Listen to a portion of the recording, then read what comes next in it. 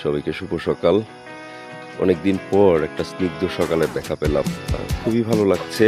ভালো লাগলো এরকম একটা মিষ্টি সকালে এক কাপ চা নিয়ে দাঁড়িয়েছি।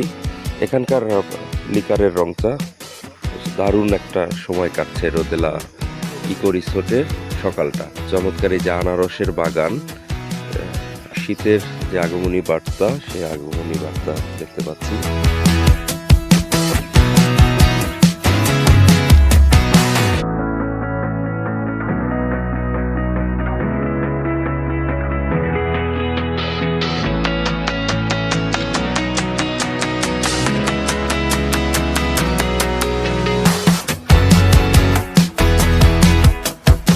তো উঁচু নিচু টিলার মধ্যে একটা মাটির রাস্তা।